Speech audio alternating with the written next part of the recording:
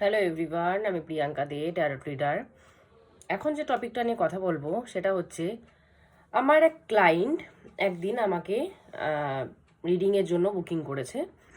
রিডিংটা কি সেটা হচ্ছে, আমি ঠাকুরের জায়গায় যাব, তো সেটা যাওয়াটা ঠিক হবে কি না, মানে আমি তীর্থস্থানে, উনি কোনো একটা জায়গায় ঘুরতে যেতে যাচ্ছিলেন, তো সেটা যাওয়াটা ঠিক হবে কি না।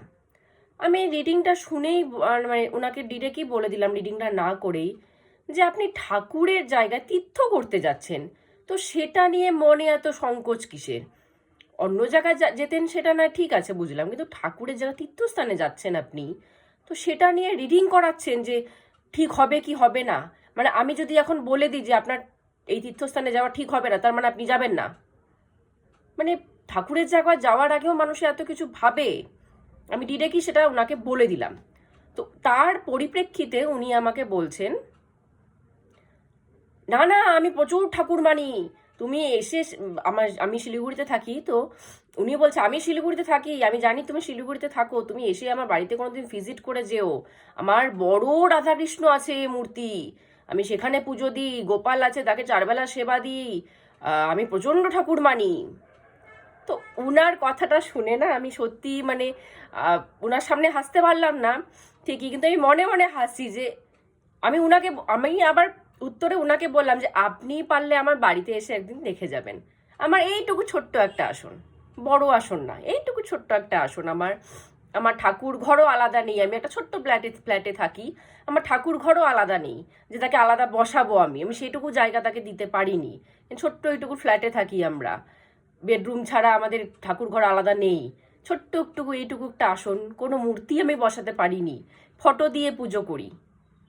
কিন্তু আমি যদি তার কাছে কোনো অ্যান্সার কোশ্চেন করি না, আমার সাথে সাথে অ্যান্সার চলে আসে।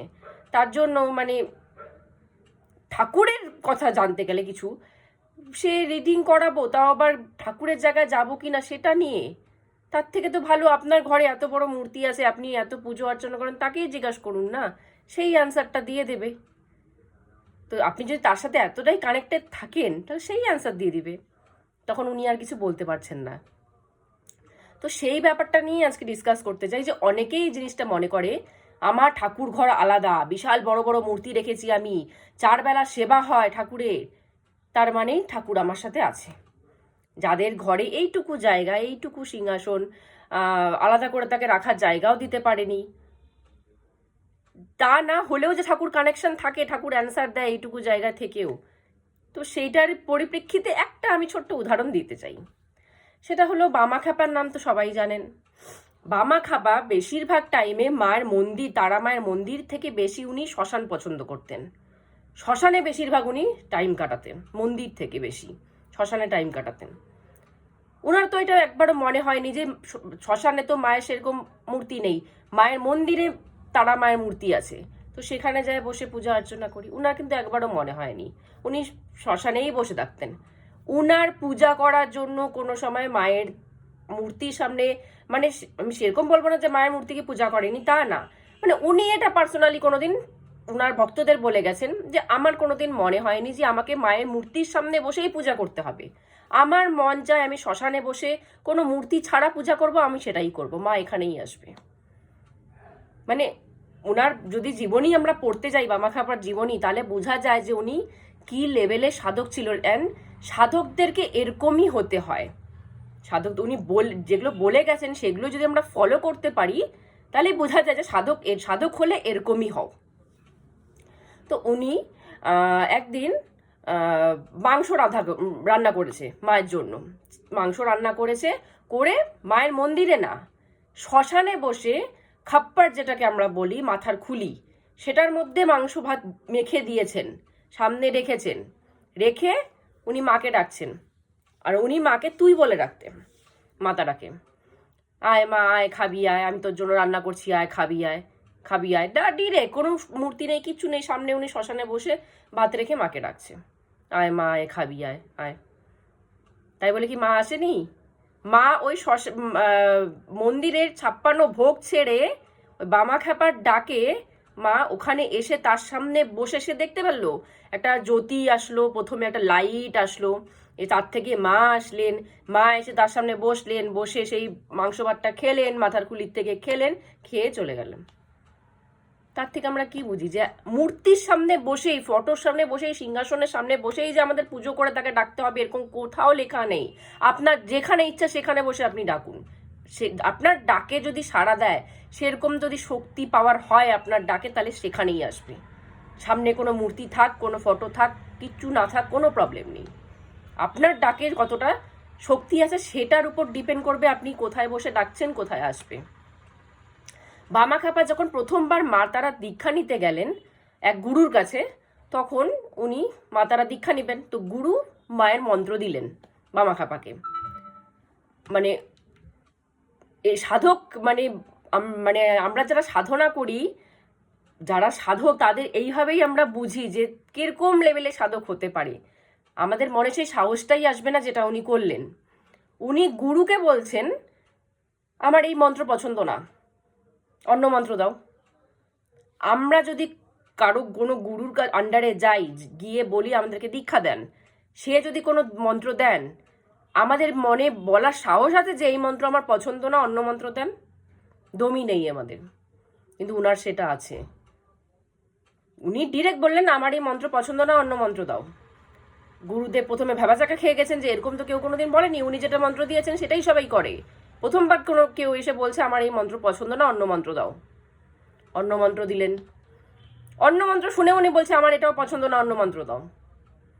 আবার অন্য মন্ত্র দিলেন। উনি এটা শুনেও বলছে আমার এটাও পছন্দ না, অন্য মন্ত্র দাও। 3বার মন্ত্র দেওয়া হয়ে গেছে অলরেডি। এবার গুরু রেগে গেছেন, বলছে প্রথমবার তো কোনো কাউকে এরকম দেখলাম যে যারা আমি মন্ত্র দিচ্ছি তার পছন্দই হচ্ছে না, 3টা মন্ত্র অলরেডি আমি মা তারা দিয়ে দিয়েছি, তবুও আপনার পছন্দ না। তাহলে আপনি বলুন আপনি কিভাবে ডাকতে চান, আমার কাছে আর মন্ত্র নেই, এবার আপনি বলুন আপনি কি নামে মাকে ডাকবেন। তো উনি তখন বলছে মা বলে রাখবো, আমার এত বড় মন্ত্র পড়ার কি দরকার? আমি আমার নিজের গর্ভধারিণী মাকে ডাকতে কি এত বড় মন্ত্র পড়ি? আমি আমার নিজের গর্ভধারিণী মাকে পুজো করতে কি মূর্তি বসাই, ফটো বসাই, পূজা করি? তাহলে আমি মা তারাকে কেন এত বড় মন্ত্র দিয়ে রাখবো? আমি মা বলে ডাকবো, মা বলেই সে আসবে। আমার যদি ক্ষমতা থাকে আমি মা বলে ডাকবো, সে মা বলেই আসবে। আমার যদি মন চায় আমি তারা বলেই ডাকবো, শুধু কোনো মন্ত্র না, শুধু তারা তারা তারা বলে ডাকবো, তো সেই আসবে। তো উনি এই জিনিসগুলো না বুঝিয়ে গেছেন। পরবর্তীকালে যখন উনি একটু ফেমাস হতে শুরু করলেন, তখন উনার কাছে যখন ভক্তবৃন্দ যেত যে দীক্ষা নেওয়ার জন্য মা তারার, উনি বলতো মা বলে ডাকবি চলে আসবে। তোর ডাকে যদি সাহস থাকে, দম থাকে, মা বলে ডাকবি চলে আসবে। তারা তারা তারা সারাদিন তারা বলতে থাক, চলে আসবে। কোনো মন্ত্র দেবো না। কোনো মন্ত্র আবার কি হয়? উনি নিজেও অতটা মন্ত্রতন্ত্র কিছু অতটা করতেন না। মন্ত্র আবার কি হয়? তারা এই শব্দটাই তো মন্ত্র। মা বলে ডাকবি, মা, এর মায়ের থেকে বড় মন্ত্র তো কিছু হতেই পারে না। মা বলে ডাকবি, এক জায়গায় বসবি, কোনো মূর্তি ফটোর কিছু দরকার নেই। এক জায়গায় যেখানে তোর ইচ্ছা সেখানে তুই বসবি, মা বলে ডাকতে থাকবি, মা মা মা বলে ডাকতে থাকবি, তারা তারা তারা বলে ডাকতে থাকবি। তোর যদি দম থাকে মা সে এই মন্ত্রতেই চলে আসবে, তারা বললেই চলে আসবে, মা বললেই চলে আসবে। অত বড় মন্ত্রপাঠের তোর দরকার নেই। তো উনি এই জিনিসগুলো শিখিয়ে গেছেন যে তোমার যদি মনে ভক্তি শ্রদ্ধা থাকে, তাহলে তুমি মা বলেই ডাকো, শুধু মা বলেই ডাকো, শুধু তারা বলেই ডাকো, তাই আসবে। এত বড় কিছু, এত আয়োজনের কিচ্ছু দরকার নেই। হ্যাঁ, তন্ত্রক্রিয়া, তন্ত্র কাজ, অন্য মানুষের তন্ত্র কাজ করতে গেলে তখন বড় মন্ত্রপাঠ আছে, ক্রিয়া করতে লাগবে, কাজ করতে লাগবে, তখন আছে। কিন্তু যদি সাধনা করতে যাই, আমি মায়ের সাধনা করতে যাবে, শুধু সাধনা করব, মায়ের সাথে কানেক্টেড হব, তাহলে তো এত বড় মন্ত্রপাঠ করার কোনো দরকার নেই। উনি নিজেই বলে গেছেন, শুধু যাকে ডাকবি তার নাম ধরেই ডাকবি, সে চলে আসবে। তোর যদি দম থাকে সে চলে আসবে। তো এখান থেকে এটাই বোঝা যাচ্ছে যে আমি কত বড় ঠাকুরের ঘর বানিয়েছি, আমি কত বড় মূর্তি রেখেছি, কত দিনে কতবার আমি বড় বড় মন্ত্র চ্যান্টিং করি, সেটার কোনো যায় আসে না।